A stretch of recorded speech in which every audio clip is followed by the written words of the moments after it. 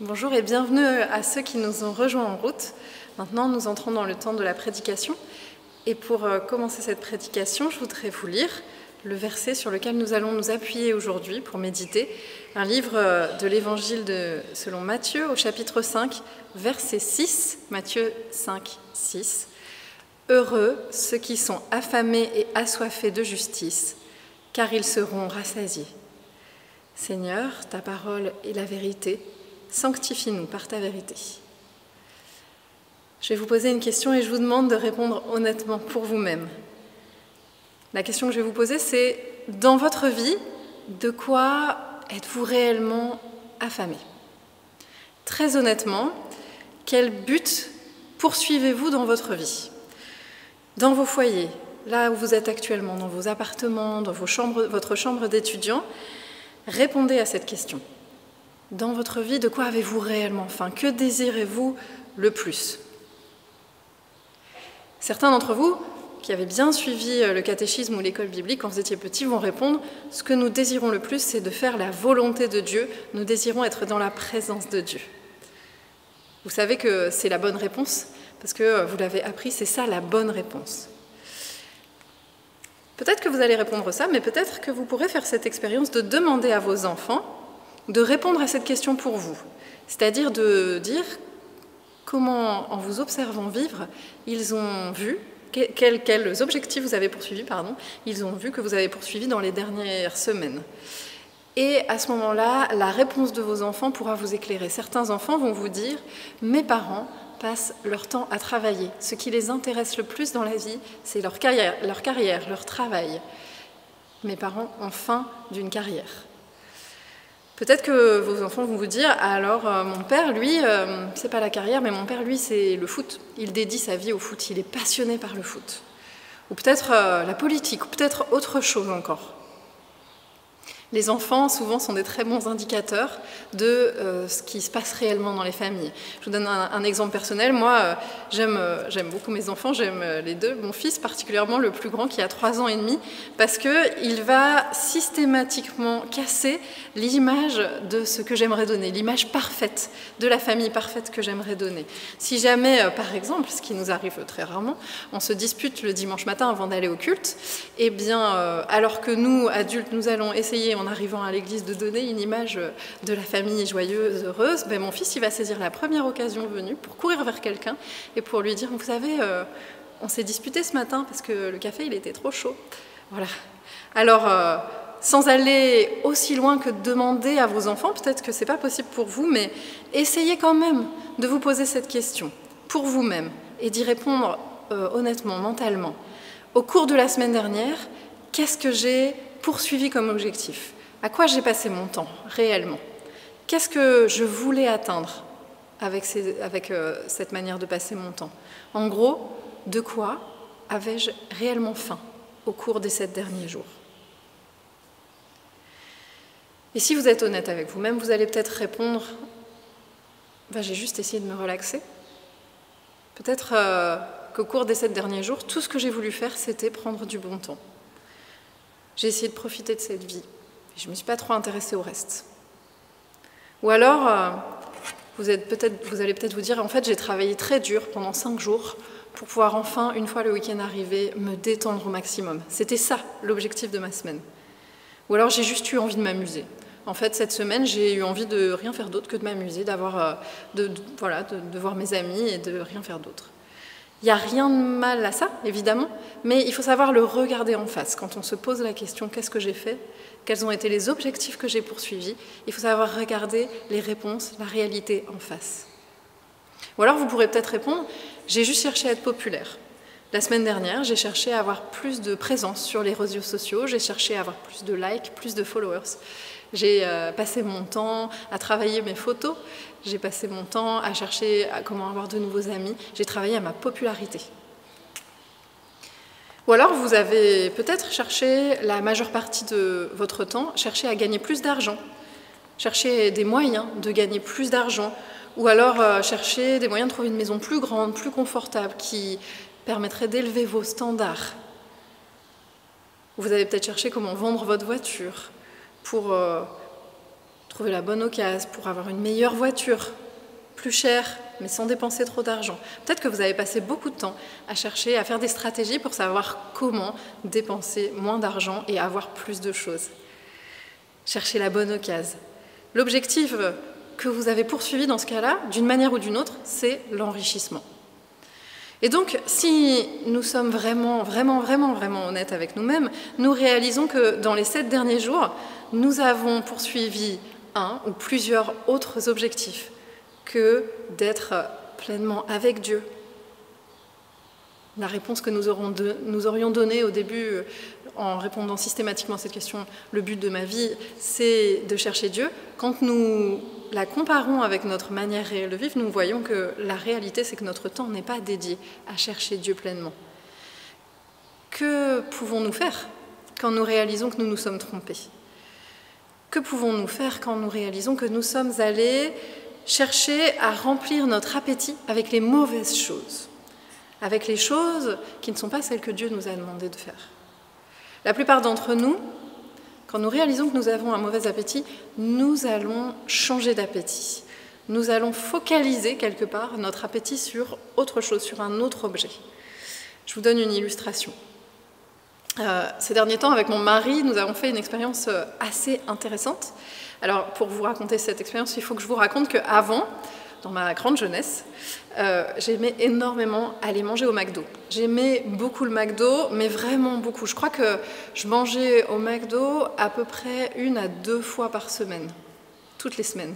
Même quand j'étais enceinte de mon fils Isaac, j'allais encore au McDo presque toutes les semaines. J'essayais de limiter, mais j'étais vraiment une fan du McDo. Je trouvais que c'était vraiment bon.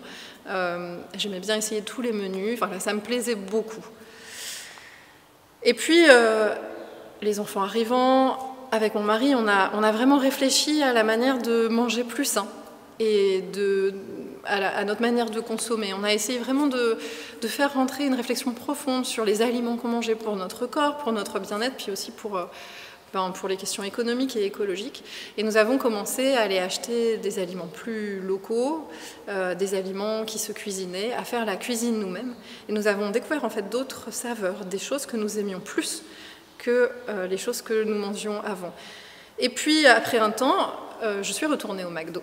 Un jour, en me disant, ça va être super bon, je vais vraiment aimer cette expérience. Je suis retournée au McDo, et là, patatras. Le McDo n'avait plus du tout le même goût. Le McDo n'était pas bon. Le McDo ne me nourrissait pas, n'avait pas un bon goût. Je me suis dit, c'est pas possible, ils ont changé la formule, ils ont changé la recette. Ou peut-être pas. Peut-être que la vraie raison, c'est que, en fait, j'avais simplement perdu mon goût pour le McDo parce que j'avais développé un appétit pour d'autres choses. Mes goûts avaient changé, mon appétit avait changé, j'avais rééduqué mon appétit. J'ai tout simplement changé d'objectif. Ce que je désirais ardemment avant, eh bien, je ne l'aimais plus maintenant, je ne l'aime plus maintenant.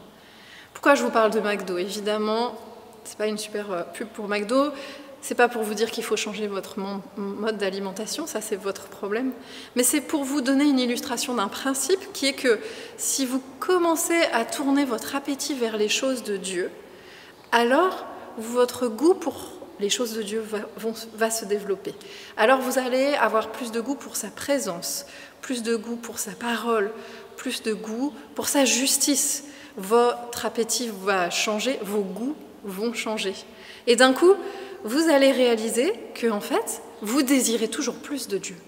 Vous désirez plus de Dieu et toute cette nourriture du monde, toute cette malbouffe que le monde a à vous offrir, alors ça ne vous intéressera plus ou moins. Tout ce qui vous distrayait, mais qui finalement n'était peut-être pas bon, réellement bon pour vous, tout ce qui ne vous apportait pas satisfaction, pleinement, entièrement satisfaction, eh bien tout cela vous intéressera moins. Et c'est tant mieux, parce que ces choses n'ont pas vocation à vous apporter une entière satisfaction. Parce que nous ne sommes pas créés pour être satisfaits par les choses de ce monde. Et alors, en tournant votre regard vers Dieu, vers les choses de Dieu, vous allez développer un autre type d'appétit. Vous avez faim et soif de plus de justice de Dieu. Et vous êtes rassasié et satisfait parce que vous savez que vous choisissez de vivre de la meilleure manière possible. Il y a un exemple dans la Bible que j'aime beaucoup, c'est l'exemple de Moïse qui nous est relaté au chapitre 33 du livre de l'Exode. Si vous avez le temps d'y retourner cette semaine, eh bien allez voir cette prière magnifique de Moïse qui ne demande qu'une chose, c'est d'être totalement mis dans la présence de Dieu. Et il fait cette demande incroyable à Dieu, « Seigneur, montre-moi ta gloire ». Ce qui était absolument impossible de voir Dieu, parce que si on voyait Dieu, dans la pensée de l'époque, on mourrait. Et bien là, Moïse, lui, il n'a pas peur de mourir parce qu'il n'y a qu'une chose dont il a le plus envie dans ce monde, c'est de la présence de Dieu. Il est rassasié par les délices de la présence de Dieu. Pourquoi, pour nous, ça ne marche pas toujours? Pourquoi ça ne marche pas dans nos vies? Eh bien, moi, je vais vous dire 2 raisons pour lesquelles je pense que ça marche souvent pas très bien dans nos vies. Souvent, c'est parce que nous avons tendance à être des légalistes. Les légalistes, ce sont ceux qui réduisent leur vie chrétienne ou leur vie en général, à une série de lois, de choses à faire et de choses à ne pas faire. Il y a comme une to-do list et une not to-do list ou une don't do list, je ne sais pas comment on dirait en anglais. Et la vie consiste à cocher les cases de ce qu'il y a à faire et à surtout ne pas faire les choses qui sont dans la liste des interdits. Et dans ce mode de fonctionnement, il y a des règles. Il y a beaucoup de règles. Il faut, je peux pas, je dois pas, il ne faut pas. Toutes ces règles qui régissent en fait la vie et le quotidien. Il ne faut pas boire, il ne faut pas fumer, il ne faut pas sortir. Et il ne faut pas faire toutes ces choses parce que les bons chrétiens ne font pas ces choses-là. Et il faut faire les bonnes choses pour la gloire de Dieu. Il faut prier, il faut jeûner. Vous voyez toute cette liste de choses à faire parce que c'est ce que les bons chrétiens font. Le problème, c'est que les règles qui sont données ainsi, sans relation, ne fonctionnent pas. Des règles sans relation, ultimement des règles sans relation à Dieu, vous le comprenez bien, peuvent fonctionner un temps, mais elles ne peuvent pas fonctionner très longtemps. Ultimement, elles vont même vous mener droit à une sorte de catastrophe, à un espèce de burn-out spirituel, un pétage de câble, parce que vous n'arriverez pas à les tenir. Ça n'est pas possible. On voit bien quand on donne trop de règles aux enfants à la maison, et même des règles qui nous semblent bonnes pour eux, si on leur donne des règles sans une relation profonde et authentique, alors la probabilité de ce qui va se passer, c'est que ça va mener tout droit à la rébellion. Tout droit à la rébellion. Mais il y a un autre extrême. Il y a le légalisme, mais il y a un autre extrême qui ne fonctionne pas non plus. C'est une manière de vivre en reconnaissant qu'il y a bien un Dieu, mais en faisant comme si, au quotidien, il n'existait pas. En vivant comme si, concrètement, il n'existait pas, il n'avait pas part à notre vie. Une forme de libéralisme dans notre vie. C'est un christianisme qui finalement n'en a que le nom, car dans cette manière de comprendre la foi, dans cette manière de comprendre intellectuellement les choses, eh bien, nous vivons sans relation réelle avec Dieu, nous vivons sans passion pour les choses de Dieu. Nous vivons sans désir de faire les choses qui rendent gloire à Dieu. Nous vivons sans passion pour Dieu, sans passion pour sa parole, sans passion pour la prière, sans relation avec lui. Et typiquement, voilà, c'est une vie de croyant qui ne va pas prier. Un croyant qui ne va pas prier, un croyant qui ne va pas chercher à connaître plus Dieu et ses voies. Et un croyant qui va se barricader derrière un discours un peu tout fait derrière ce discours qui va consister à dire on ne peut pas juger la foi des autres, je ne peux pas juger de ta foi et tu ne peux pas juger de la mienne. C'est vrai, on ne peut pas juger de la foi des autres, mais ce discours-là n'est pas bon quand c'est un discours qui vise à se protéger d'une habitude qui est de vivre comme si Dieu n'existait pas. Si dans votre vie, vous ne dites jamais des choses comme « Aujourd'hui, j'ai lu tel passage dans la Bible et Dieu m'a vraiment, vraiment parlé à travers cette lecture. » Si dans votre vie, vous ne vous dites pas des choses comme « Aujourd'hui, j'ai pu témoigner de ma foi avec ma voisine qui allait mal. J'ai pu lui raconter comment Dieu me faisait en aide. » Et je crois vraiment que ça l'a aidée et qu'elle a reçu quelque chose. Si vous ne pouvez pas dire des choses comme ça sur votre quotidien, je crois que c'est un indicateur que peut-être vous êtes en train d'entrer dans cet extrême de la foi, cette extrême tiédeur, quelque part. C'est une tiédeur extrême en ce qui concerne votre relation à Dieu. Si vous ne dites jamais, par exemple, « Je suis tellement reconnaissant pour toutes les bonnes choses que Dieu a fait pour moi. » Je suis tellement reconnaissant pour toutes ces bonnes choses que Dieu a faites pour moi. Je suis reconnaissant pour ma famille. Et je suis tellement reconnaissant que je vais le servir, je vais aller donner du temps là où lui me montre que c'est utile. Si vous ne partagez pas votre foi avec vos amis et votre famille, c'est que vous êtes sur une route qui peut être dangereuse spirituellement, vous êtes sur la route de la tiédeur. L'Écriture ne nous dit pas « heureux ceux qui croient en Christ quand ça les arrange ». L'Écriture ne nous dit pas « heureux ceux qui ont soif et faim de Christ et d'autres choses ». Heureux ceux qui ont faim et soif de Christ et de richesse. Heureux ceux qui ont faim et soif de popularité. L'Écriture ne nous dit pas ça, l'Écriture nous dit bien « heureux ceux qui sont affamés et assoiffés de justice ». Il y a un verset dans la Bible que je voudrais partager avec vous, c'est le verset d'un psaume, psaume 63, verset 2. Et je voudrais vraiment que vous écoutiez, c'est David qui écrit, qui parle de ce sentiment de faim et de soif. Il dit « Ô Dieu, tu es mon Dieu, je te cherche. Mon âme a soif de toi, mon corps soupire après toi, comme dans une terre aride, desséchée, sans eau. » David ne dit pas à Dieu « Ô Dieu, tu es mon Dieu quand ça m'arrange.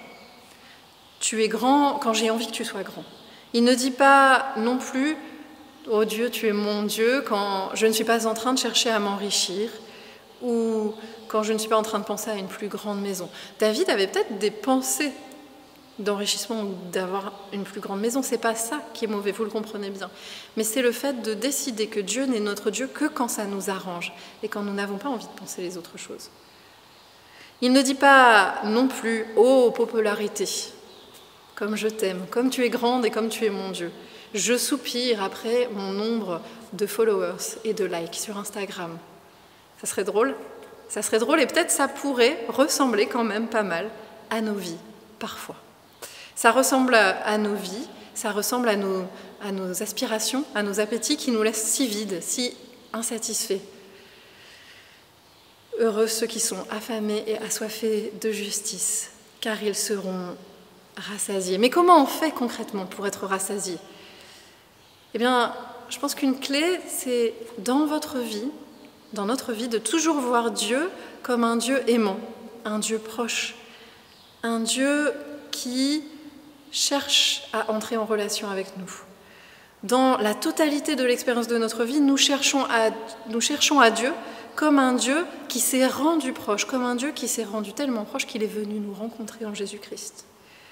Dans toute notre vie, dans tous nos questionnements, et Dieu sait s'il y en a en ce moment, dans tous nos besoins, nous allons près de lui, nous pouvons tout lui dire. Vous pouvez vous approcher de Dieu pour tout, comme Moïse s'est approché de Dieu pour lui faire part de son plus grand désir.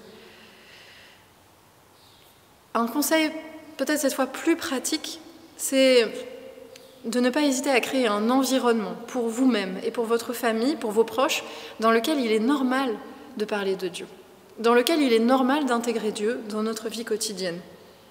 C'est une manière d'appliquer ce que je viens de vous dire. Par exemple, vous pouvez créer un environnement dans lequel prier, lire sa Bible, vivre sa foi, en gros, rechercher la justice de Dieu, devient quelque chose d'absolument normal et naturel, aussi normal que de créer un environnement pour satisfaire nos besoins de nourriture. Comment faire? Eh bien, c'est simple, parler de Dieu au quotidien, parler de lui au quotidien. Aussi naturel qu'il est pour vous de parler de votre liste de courses ou d'y penser, eh bien, parlez de ces choses, pensez à ces choses, parlez-en avec votre entourage, avec votre famille.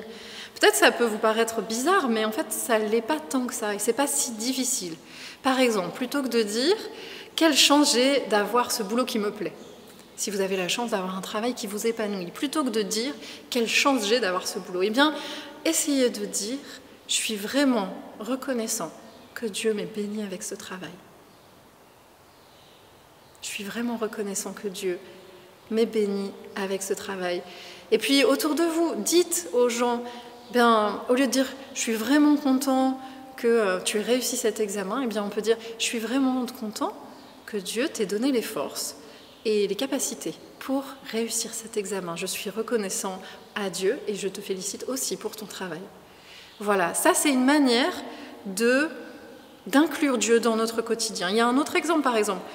Si vous vous demandez qu'est-ce que je peux faire pour remédier à ce problème qui me pose tant de soucis, eh bien dites-vous plutôt comment Dieu peut nous aider à régler ce problème.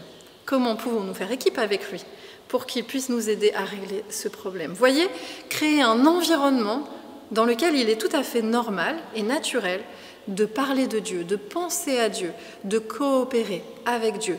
C'est aussi simple que ça. Et vous verrez que finalement, vous n'aurez pas besoin ni d'avoir une liste de bonnes choses à faire, ni de faire comme si Dieu n'existait pas. Si vous avez vraiment faim et soif de justice, si vous cherchez en Dieu qui est absolument bon, la source de toute bonne chose, alors vous n'avez pas besoin ni de tomber dans un excès, ni dans l'autre, parce que vous serez rassasiés par sa bonté. Vous serez rassasiés par sa présence, par son amour, par ses bénédictions. D'abord, nous recherchons le royaume de Dieu et sa justice. Et tout le reste nous sera donné en plus. C'est aussi simple que d'impliquer Dieu dans toute notre vie quotidienne. Pas seulement une partie, pas seulement quand j'aurai fini de chercher la richesse ou la popularité, ou quand j'aurai pu satisfaire mon autre hobby, mon autre habitude, mais dans toute ma vie, y compris dans mon désir de richesse, dans mon désir de popularité, dans mon hobby. Et peut-être que Dieu va travailler en vous pour changer vos appétits. Et vous verrez, j'en suis sûre, que votre appétit changera. Et alors, vous serez complètement rassasiés. Amen.